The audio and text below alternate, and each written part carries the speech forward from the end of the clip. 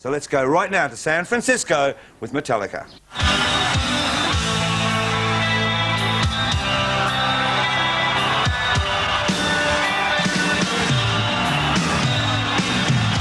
Well, Jason, Back! meet again. Yeah. Now, this is a real surprise because I wasn't expecting an album so quickly after Load. Yeah. That was just kind of the plan, you know, because we were going to do all of them, you know, to begin with, all 30 songs together, and it just didn't work out, so we put the tour in between and then come back and finish it.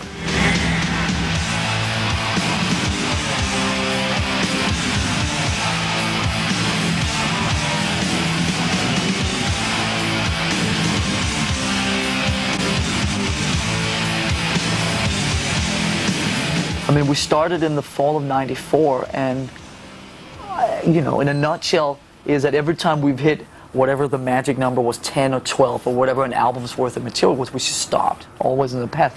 This time, for some reason, we just kept going, and it was only because the creative process, the creative juices kept flowing, and that it seemed like, in the past, there was a kind of pattern where what we consider to be the stronger songs were always written early, and as we got sort of to song 10, song 11, we started getting to this fluffier stuff.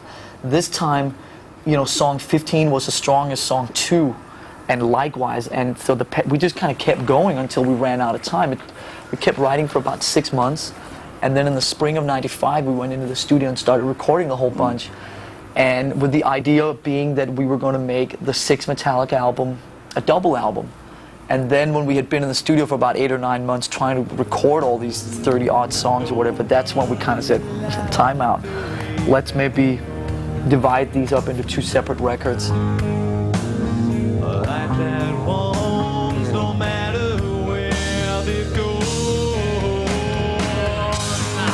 I mean, you know, this album isn't that much of a departure because it is basically a continuation of Load. It's basically Load Part 2.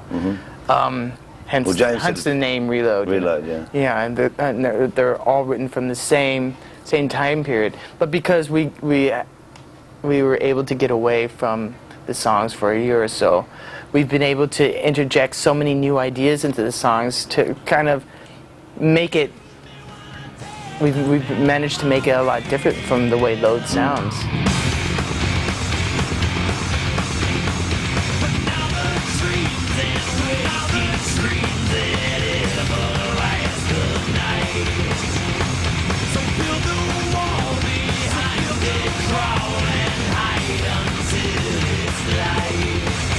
How do you sit down and write these songs? I mean, you know.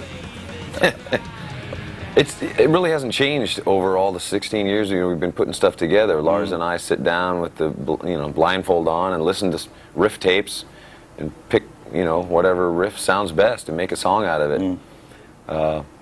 Some of these Reload songs, we had lived with them for 2 years. After writing them, going on the Load tour, and coming back to re-record them. There's everyone had their little notes on the road. Well, okay, and fixer, add this. Do this, chop that bit out, and we all kind of had quite a few different ideas when we got back into the studio, which was pretty interesting. You put your notes together and see, you collide that way, and some really cool stuff comes out of it that way. Hey, I'm your life.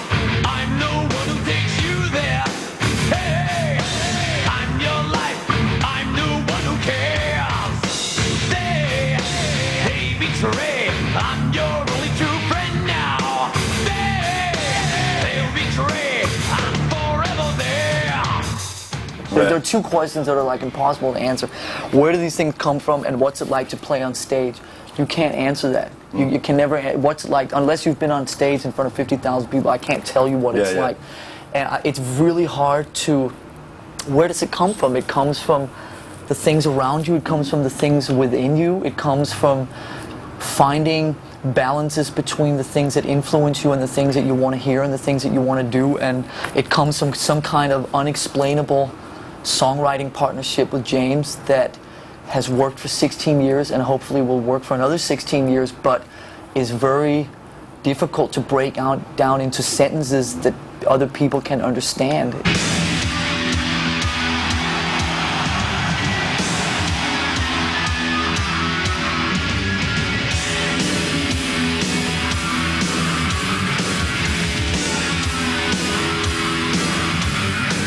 I think we're pretty good at judging what needs and what doesn't need color or extra production ideas. You can polish a song way too much, and then some you can't polish. You can't shine a turd most of the time. But some of these songs, you get too much stuff in them and it just clutters up. Especially there's a nice little area and there's a hole. Okay, and everyone jumps in the hole to fill it. And you get too much stuff. You have to strip down and really stand back and understand what's the best part for this song. Biggest fight on the hill in the early day. Doesn't chill in the sand. Something good, and they run through the industry. And they fight for the right. This music says for a hill they were killed. Why they do not know. Civil war was in my head. At the end of the day, we get on stage and do our business, man. Take care of business live.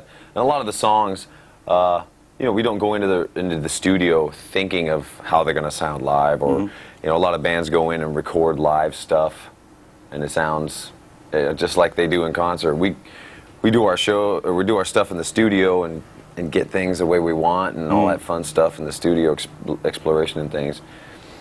Then you go on tour and you're just the four dudes and you're up there jamming, and it takes on a whole new life.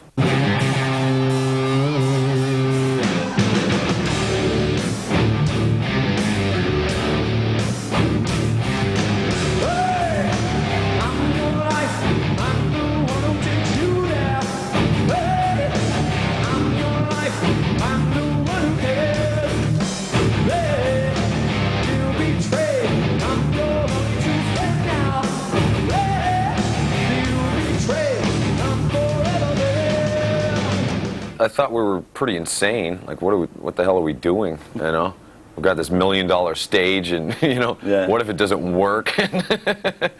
But that's the cool kind of gamble of it all,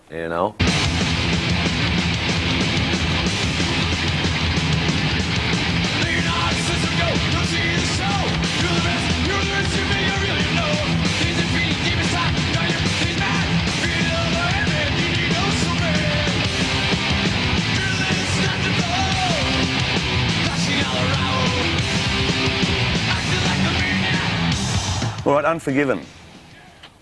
I love this. I love this song because, again, with your vocals, again, different, really pure vocals. To me, the track has got so much space and air in it as well, It's pretty huge, that song. Yeah. It's come out really nice. The song itself was really just kind of ended up goofing around on a guitar and ended up writing something that was pretty similar to Unforgiven and trying to sneak it by in another way, but at the end of the day, okay, so it's Unforgiven. We can borrow some ideas from ourselves.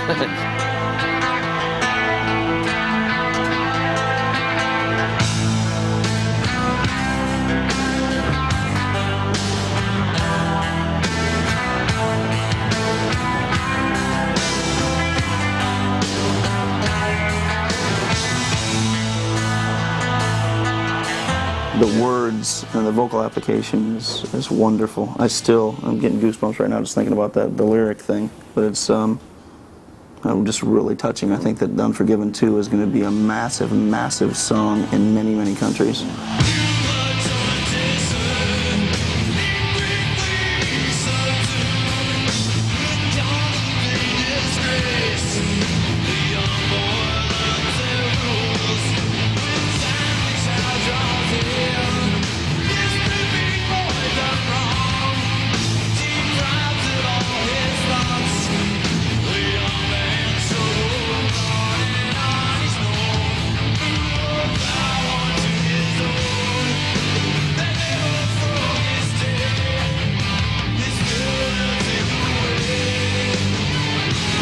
I love it. We've been together for 16 years. We have done all our growing up in front of people. We've done everything, all our changes, everything that we've done has been in public. And so there are two things that you can do.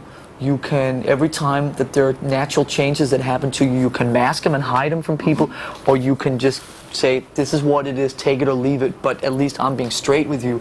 We've always chosen the path of being straight with people, and every time we have naturally gone in some different direction than where we came from, we have always been very, this is where we're going now, and either come along for the ride, but don't damn us for it, because it's what we have to do. And I think that I always welcome that. I love change. As a person, not even as a member of Metallica, but just as a person, I try to be as open-minded as I can and welcome as many different approaches and opportunities. And I love going into a room and not knowing what is to be expected in there, and not knowing what will hit me when I walk in there, instead of always taking the same path. Tour-wise, Australia. That's right. Starting in Australia. Yeah. Yeah. March 28th of next year is the rough guesstimate on when we're going to be down. Check you guys out. Is right by my side.